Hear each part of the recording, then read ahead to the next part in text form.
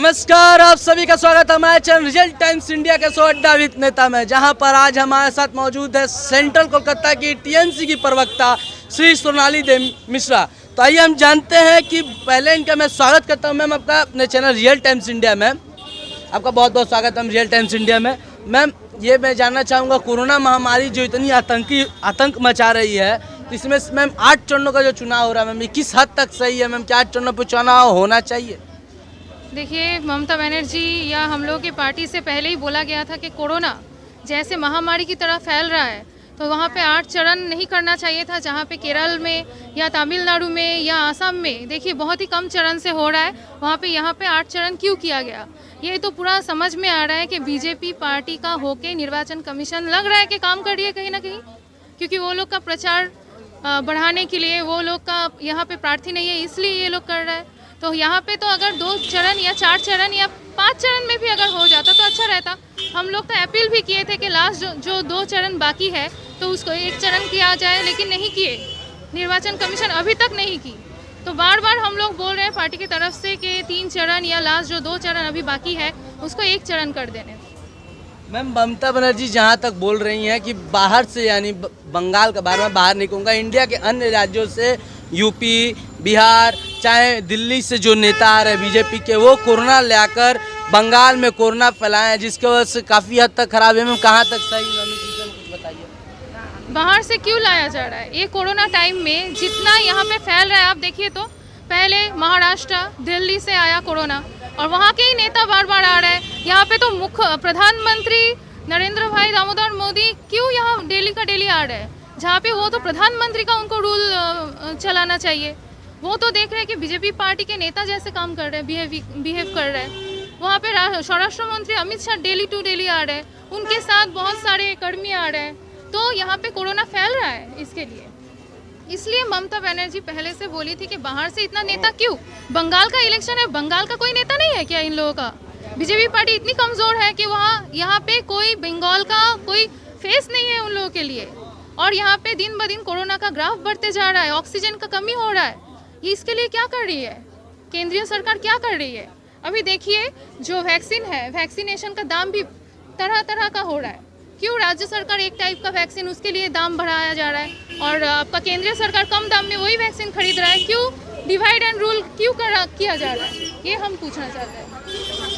Ma'am जहाँ तक देख रहे हैं मैम कि दीदी ओ दीदी, ये जो भी भारत में प्रधानमंत्री जो हैं बंगाल में जब भी दौरा करने आते हैं, जिस भी मंच से हो, वो यह जरूर बोलते हैं दीदी ओ दीदी।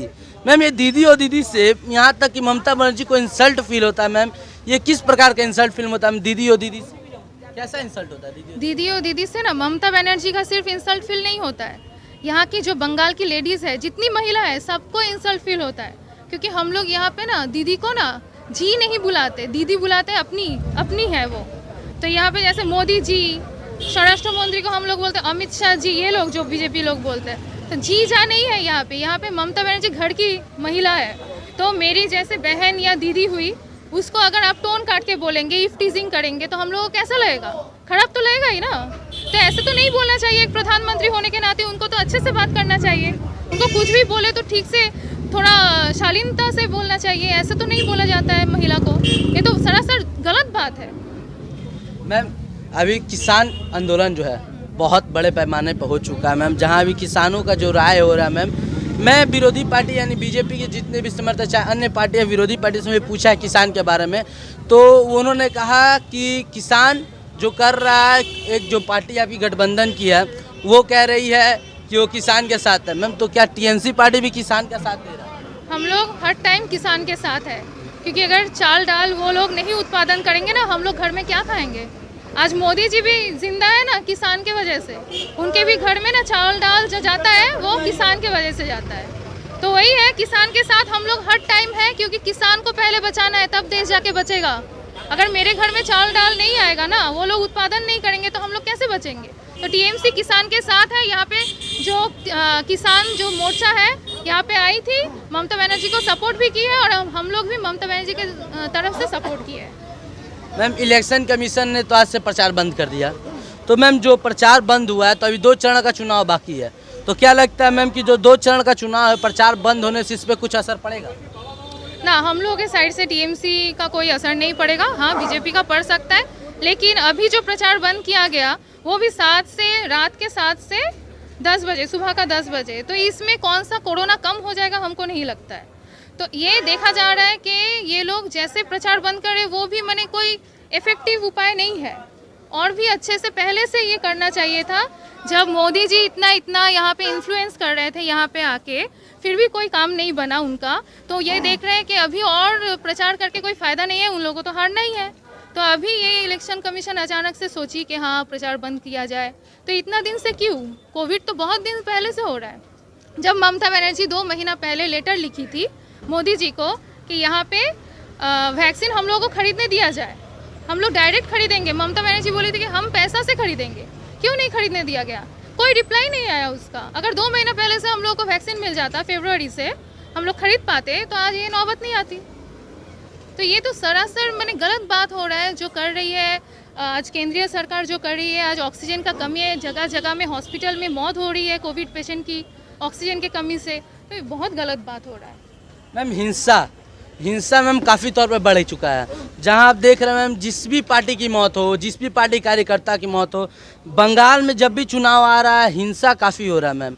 जहां टीएमसी की कार्यकर्ताओं की मौत हो, चाहे बीजेपी के कार्यकर्ताओं की मौत, चाहे अन्य किसी पार्टी के कार्यकर्ताओं की मौत तो लेकिन हो रही है मैम। तो क्या मैम हिंसा की रणनीति कहाँ तक यहाँ सार्थक सही है मैम?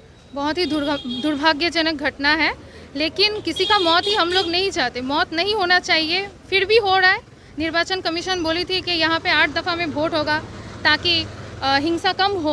हम तो देख रहे हैं यहाँ पे हिंसा दिन पे दिन बढ़ जा रहा है। आप देखिए कितने जन का आज शीतलकुची में जो घटना घटा, मोयना तदंत में क्या सामने आया कि हाँ गोली एकदम सीना मैंने टारगेट करके किया गया है, गोली मारा गया है एकदम ब्लैंक रेंज में, पॉइंट ब्लैंक रेंज में। तो ये तो गलत चीज़ हुआ है ना। जो आदमी वोट देने जा रहा है, अपना वोट अपने देगा, अपने लाइन में खड़े होके, तो उसको क्यों मारा जा रहा है? सीआरपीएफ के गोली से वो उसका मौत हुआ 4 जन का। ये तो बहुत ही दुर्भाग्यजनक घटना हो रही है, और इसलिए तो हम निर्वाचन कमीशन से पूछना चाहते हैं कि आप लोग क्या कर रहे हैं? आप लोग को तो देखना है, इसके ऊपर रिपोर्ट देना है। आप लोग बोले वहाँ पे झमेला हुआ, कहाँ पे झमेला हुआ? कोई सीसीटीवी फुटेज क्यों नहीं है? जगह जगह में पुलिस के सामने बॉम्ब फेंका जा रहा है, गोली चलाया जा रहा है। तो ये तो गाफिलती तो निर्वाचन कमीशन की है। निर्वाचन कमीशन यहाँ पे सीआरपीएफ इतना तैनात की है किसके कहने पे? और यहाँ पे देखा जा रहा है इतना पुलिस आने के बाद भी और इतने दफ़ा में वोट होने के बाद भी ये जो हो रहा है, जो संतराश या झमेला हो रहा है, ये तो सारा इन लोगों का गाफिलती है, निर्वाचन कमीशन का। मैम ये मैं जानना चाहूँगा मैम, जो आपके कलकत्ता के मेयर है फिरहाद हकीम जी, उन्होंने एक रैली के दौरान उन्होंने कहा सीआईएसएफ को मारो, सीआईएसएफ को गाली दिया मैम, ये क्या सही, कहीं तक सही है सीआईएसएफ सेंट्रल फोर्स को गाली देना? ऐसा नहीं बोला गया है। देखिए वो गलत इन्फॉर्मेशन मिला है, कभी ये ऐसा नहीं बोला गया है कि हम लोग को वोट देने दो। आम आदमी वोट देने जाता है, एक एक वोट कीमती है, क्यों नहीं वोटर अपना वोट देने जाएगा? उनको क्यों मैनिपुलेट किया जा रहा है सीआरपीएफ दौरान? तब अगर बोला भी गया है, ऐसे बोला गया है कि हम लोग को वोट देने दो, अगर सीआरपीएफ ऐसा कर रहा है तो उसको अवॉइड करो, तुम अपना वोट अपने दो। हम लोग देखिए यहाँ पे जैसे जनगण जानती है, जनता जानती है कि कौन जनता के लिए काम कर रहा है। आज तक मोदी जी एक काम किए हैं बोलिए तो जनता के लिए? बोले थे बुलेट ट्रेन चलाएंगे, चलाए है क्या? यहाँ पे तो बुलेट ट्रेन चलाने का बात था। बोले थे कि ये नोटबंदी के टाइम बोले थे नोटबंदी हो जाएगा तो काला धन चला जाएगा। अब काला धन तो मिला ही नहीं हम लोगों को, बाद में मिल रहा है। अभी 15 लाख रुपए नहीं आया, तो पूरा झूठ की राजी तो ये लोग कर रहे हैं। हम लोग तो फिर भी इस बार सोचे थे कि हाँ बहुत बड़ा निर्वाचन कमीशन काम कर रहा है, यहाँ पे अभी शांतिपूर्ण वोट होगा। इसके लिए अभी तो जो लॉ एंड ऑर्डर है पूरा निर्वाचन कमीशन के हाथ में है। यहाँ पे जो पुलिस भी है, प्रशासन भी है, वो भी निर्वाचन कमीशन के हाथ में है। तो वो लोग क्यों नहीं देख रहे हैं? हम तो ये बोल रहे हैं, हम सीआरपीएफ को कुछ नहीं बोलेंगे, कभी खराब नहीं बोलेंगे। वो लोग अपना ड्यूटी कर रहे हैं, लेकिन उनके ऊपर प्रेशर क्रिएट करा जा रहा है। ये आप भी समझ रहे हैं, हम भी समझ रहे हैं, जनता भी समझ रही है। बहुत बहुत धन्यवाद मैं अपना कीमती समय देने के लिए। ये थी सेंट्रल कोलकाता की टीएमसी की प्रवक्ता सोनाली दे मिश्रा। इसी तरह की बेहतरीन खबर और रोचक इंटरव्यू के साथ मिलेंगे हम रियल टाइम्स इंडिया। तब तक के लिए बने रहे, तब तक के लिए जय हिंद।